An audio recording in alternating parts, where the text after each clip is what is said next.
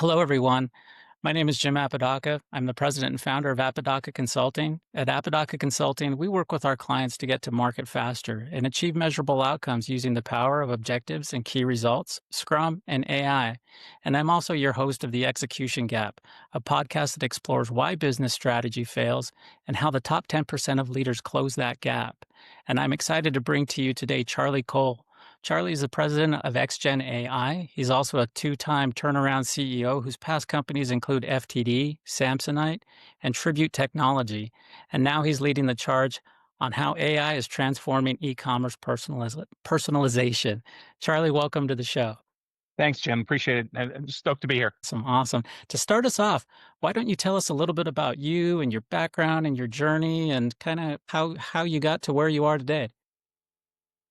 Well, I would say I've always really wanted to be a leader at what I did. I'd say that's something that isn't changed. I was a very competitive kid athletically growing up, but I would also say that e-commerce was a bit of a happy accident. I was a math guy coming out of college. Was just really good at numbers and applied to a couple of entry level jobs as an just with analyst titles. And I remember I interviewed for a couple. One was a advertising analyst and one was a call center analyst. And so one of the things I always think back to is like how differently my life would have been if I had gotten the call center job. But instead I got an advertising job and I ended up doing analysis for a realestate.com in the Seattle area. And around 6 weeks into my job, I went to the CFO and I was like, look, I think we should move all of our dollars to Google. And this was in 2005, four, something like that. Yeah. And so while that is a pretty obvious statement now, back then it wasn't quite as obvious. And that really kind of was like the start of my career because I ended up running digital advertising there. And then our TV agency at the time hired me to build a digital department down in LA. And then while in LA, I met the CEO of Lucky Brand Jeans. He made me the head of e-commerce and the rest is sort of history. And so I got very, very fortunate that my core skill set at the time, which was basically mathematics and analytics, aligned with a real emerging sector, which was digital advertising. And then digital advertising dovetailed into e-com. But most recently, I've spent my last 5 years or so, 6 years now, doing private equity turnarounds and kind of building operating structures for private equity. And I really love that because the thing that I love about private equity in particular is you are judged by your results and nothing more, right? Like all the concepts of self-preservation and internal politics, that's really never been for me. I've actually had personality tests in my past, which have told me that I actually hate internal politics. I know hate's a strong word, but the nice thing about private equity is you are what you eat. You know what I mean? And so if you are creating value, creating growth for shareholders, you're going to be really successful. And so I think I ended up sort of where I always wanted to be, but the journey was never what I expected. And I'd love to tell you, Jim, that when I was 22, I was highly intentional about it, but I really wasn't. I just happened to get quite lucky falling into an analytical role and a sector that I could ostensibly grow in for the rest of my career. Yeah, no, that's awesome. It's always interesting to see where we start off at and kind of where we end up, you know. And I kind of fell into the work that I do kind of by accident, you know, and but certainly wasn't the path that I had planned for myself, but I'm not complaining. So question, so you've been on the operator side and now you're on the vendor side at XGen AI. From that vantage point, like what major shifts are you seeing in e-commerce and AI right now? Oh my gosh, where do you start? Right? I think on a macro, every single company in the world is having the CEO or the board even say like, "What are we doing with AI?" And people are just sort of scrambling. Now, I would argue that e-commerce, in particular, direct consumer e-commerce, is usually on the forefront of leveraging new technologies, whether it would be advertising tracking, cloud computing, content display networks. Like we've always sort of been one of the first ones to really play there. And so I think it's more native in e-commerce, but even then, there's a real challenge because e-commerce platforms are these huge, cumbersome investments that are in some ways remarkably inflexible. And so you have, I think, brands finding themselves, and I've certainly encountered this in my past, of like, how do I work with what I've got while still innovating with what I don't? And the good thing about most of these core platforms, which are ones like Salesforce Commerce Cloud or Shopify or SAP Hybris or whatever it may be, they usually have the ability to kind of leverage other outside pieces of technology on top of this core base. And the core base is the big cumbersome piece like payment processing, item master, digital asset management. And so I think a lot of folks are trying to figure out how to use AI and started really in sort of call center optimization. Yeah. I really think that's where the first things is like the IBRs started to get replaced and people use AI to replace humans there.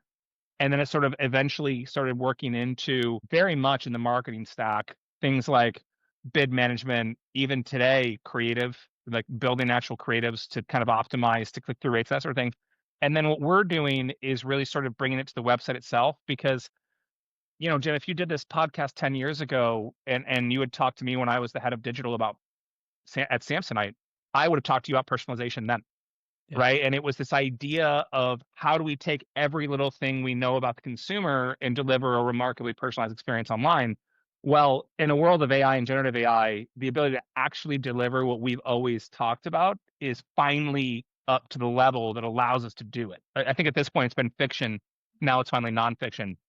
And that's where I think is the biggest opportunity for e-commerce companies is like how do we leverage this new remarkable computational power to deliver the best experience to users, and that's really where we're right in the crosshairs.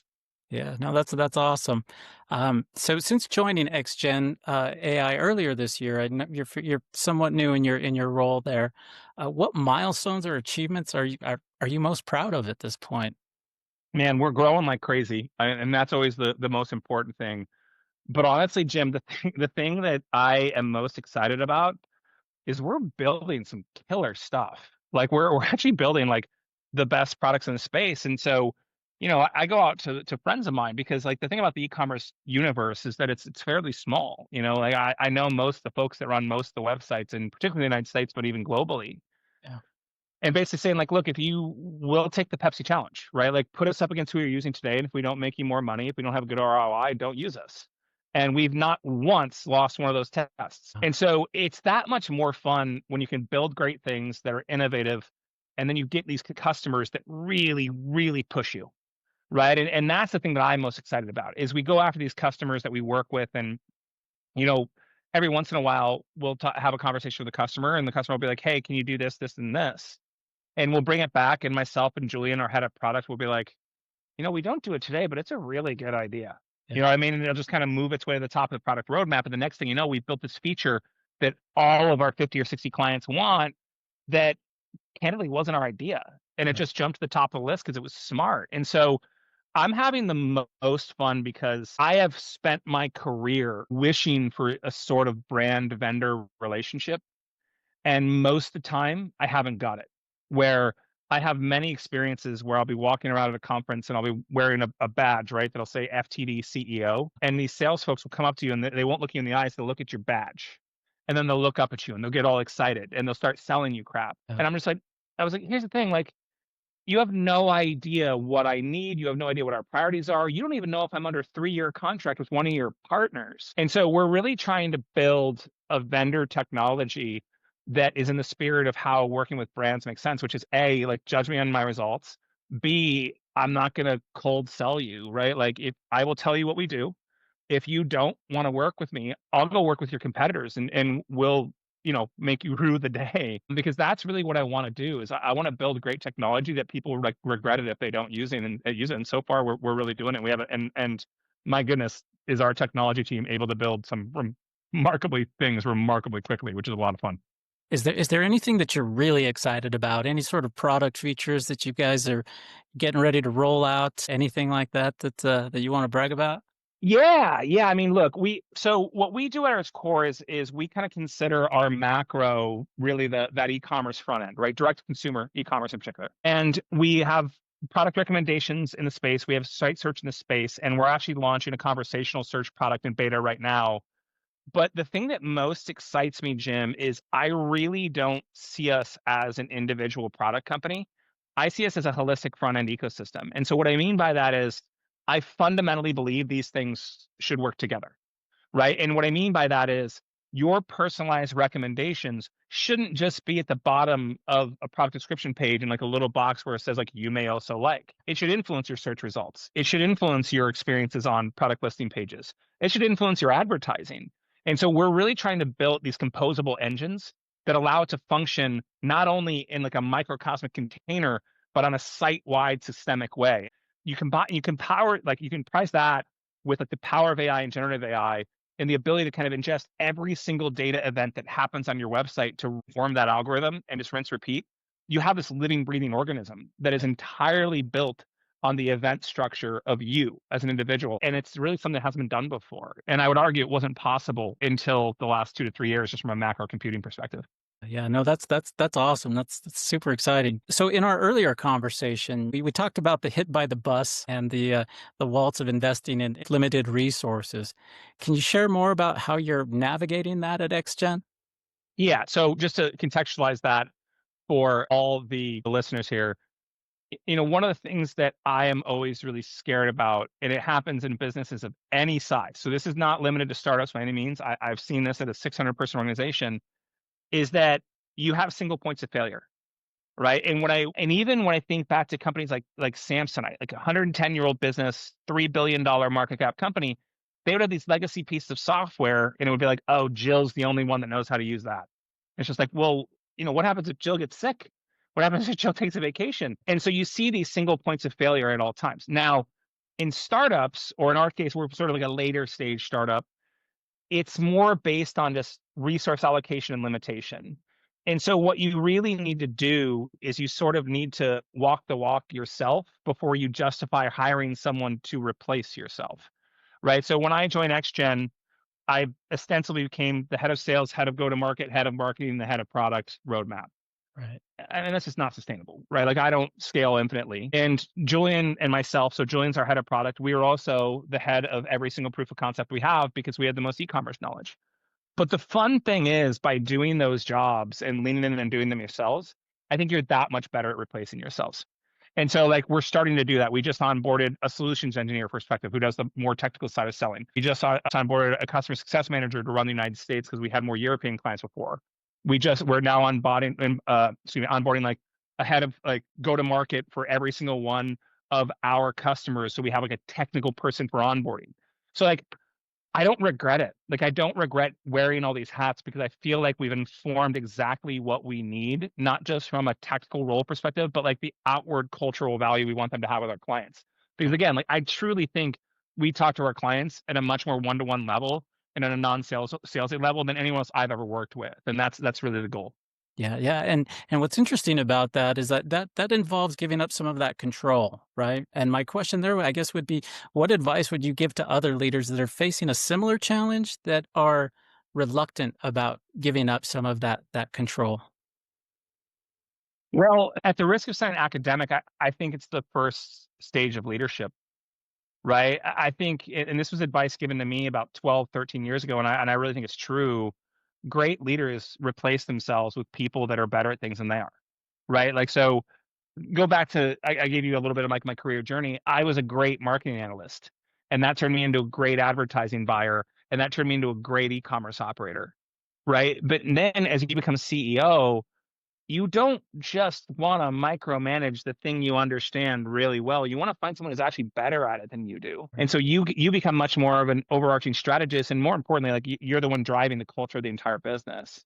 And so I think it's scary. I think leaders don't want to give up control, but I think it's frankly the evolution of a leader. For me, if I'm hiring called a VP or above role, one of the first questions I will ask people is like, what do you dig way into and what do you let your team drive? Because I truly think it's the first sign of maturity as a leader. Yeah, no, absolutely. Well, couldn't agree more. And as so, we had also talked about how you're getting ready for your Series A, Mm. and continuing to scale. Where do you see the biggest opportunities for XGen and for e-commerce personalization really over the next 6, 12, 18, 24 months? How do you see that? Yeah. Yeah. So I'll answer that question in the order you asked it, which is XGen first. I would say it's number one, continue to perfect our core products, which is a sort of search engine and recommendation engine and how they work together. And then number two is sort of take our investment and start to build other products towards this journey of what does the ideal e-commerce experience look for in a world unlock using generative AI. So underneath that, there's things like dynamic A/B testing, dynamic creative optimization, dynamic page generation, obviously optimizing your website for like the AEO universe. So because like the concept of Google SEO is so different than what ChatGPT is looking for. Yeah. That's what truly excites me, is that I think 3 to 6 months, we already have the best search and recs in the space. I think we can get better. And some of the stuff we're rolling is pretty awesome. But I think where we go from there, still under the zeitgeist of e-commerce front end, is hugely exciting to me.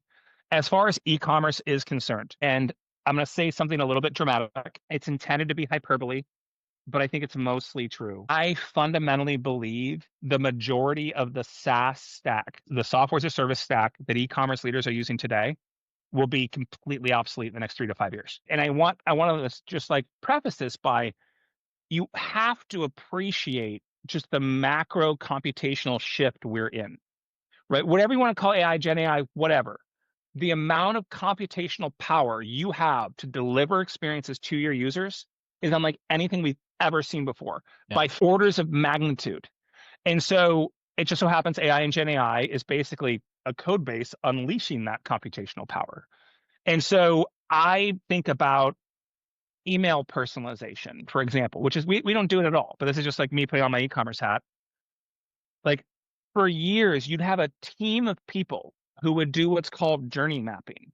And you'd say something like this: is Jim a new customer? Yes, no. If yes, did he do the welcome offer? Yes, no. If no, send him this. If he doesn't respond in 3 days, and you literally have like, if you were to put it on this whiteboard, it'd be as long as my room, this journey map for your theoretical all your customers. But all that is just segmentation. There's absolutely no need for that anymore.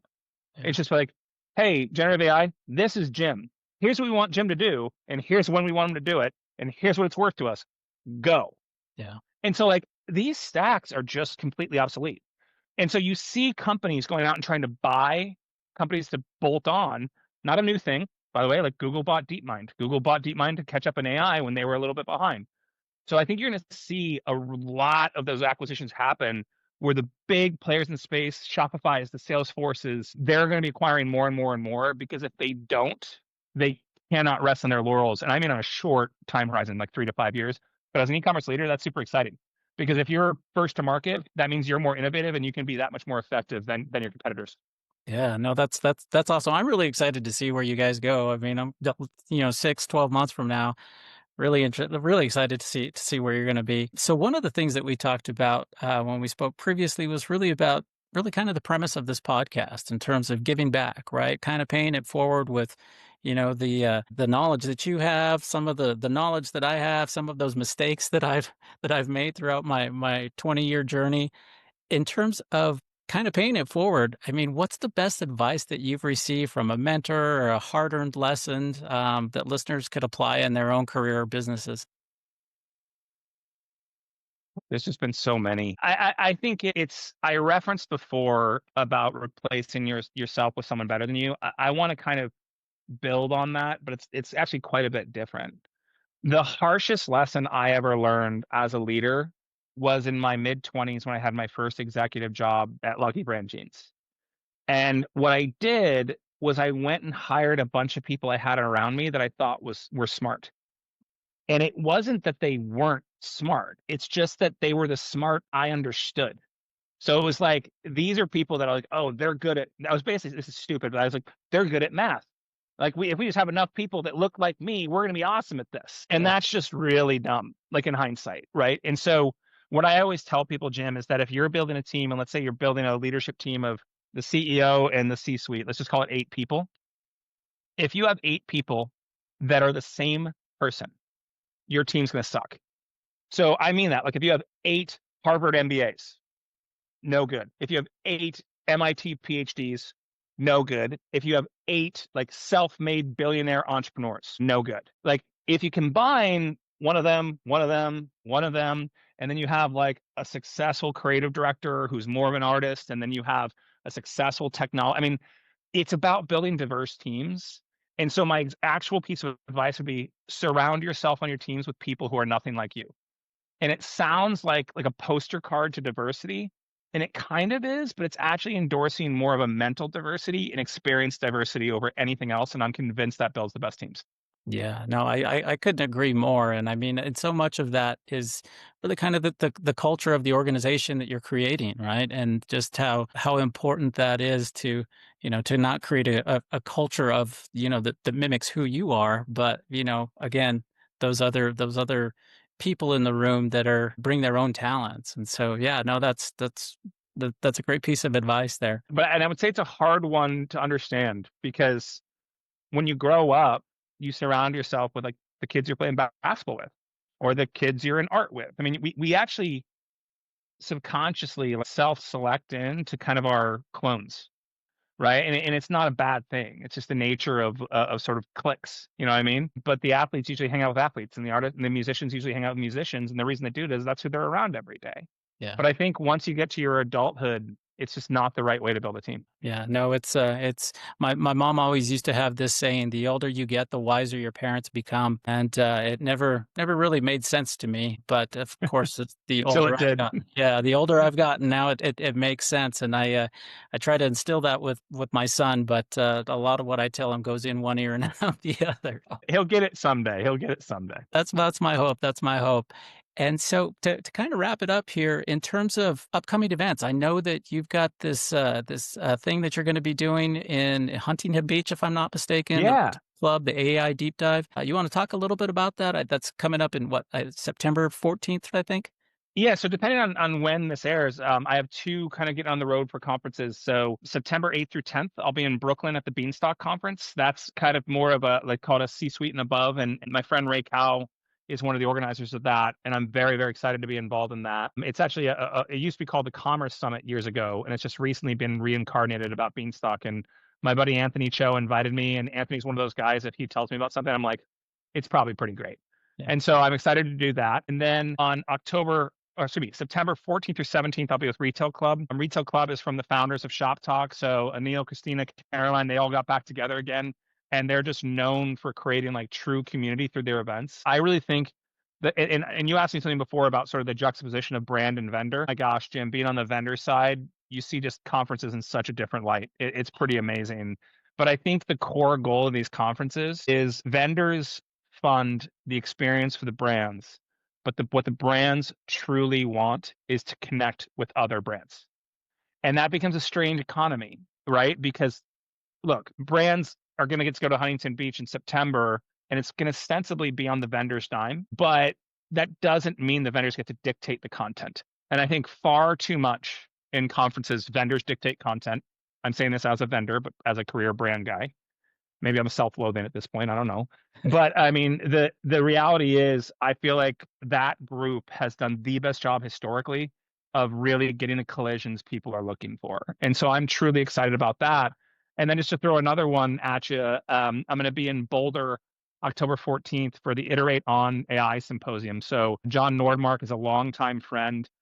Iterate AI has always been one of the leaders in sort of like, let's call it AI consultancy. I'm not sure he would like that label, but that's what, sorry, John. But these guys are doing a smaller group in Boulder in October, which I'm super stoked about. And I'm looking forward to getting out to Boulder is sort of like this remarkable technological hotbed. So I look for any excuse to visit there. So yeah, I'm getting back on the road after a summer of kind of chilling out in Seattle, enjoying the weather. That's awesome, that's awesome. Well, Charlie, I really enjoyed our conversation. Any parting words you wanna share? Well, I just want to say, Jim, like I have a huge admiration for what you do. And so, you and I were talking about as a startup, it seems like maybe OKR structure and KPIs and like milestones are not important.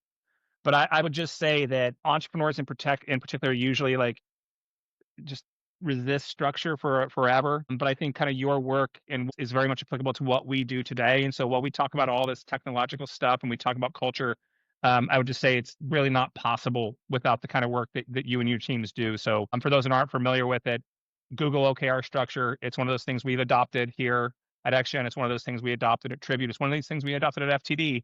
And so I would say you really can't have all this remarkable technological culture without just good old fashioned structure and accountability. So it's always fun to talk with someone where, sort of the yin meets the yang. Well, and I appreciate you saying that because a lot of my experience in that, in particular with a lot of software companies that I've worked with, there's a resistance to that type of structure, right? Process, meetings, I don't have time for that. And we use agile, the term agile as kind of a crutch, right? For no meetings, but you still need to meet. You still need to have these conversations and understand what you're doing. And that's and when I work with my clients and we're able to make that connection and those aha moments happen, it's pretty rewarding to do what I do. So I appreciate you saying that. So yeah, Yeah, no, I would just say for anybody resisting it, the correct structure and process actually enables more autonomy. It feels what I just said feels contradictory sure. because you hear process and you hear structure, you think, "Oh gosh, I won't be able to like do what I want." The opposite is true. And so the entire premise of agile development, for example, is here's our priorities, who's doing what, go. See you in 2 weeks. Right. Right. And so like I just think it's one of those things we were talking about these things you learn growing up. Lord knows I'm sure I resisted structure in my 20s, but you realize it's how great companies are really built. So there is no anarchist company.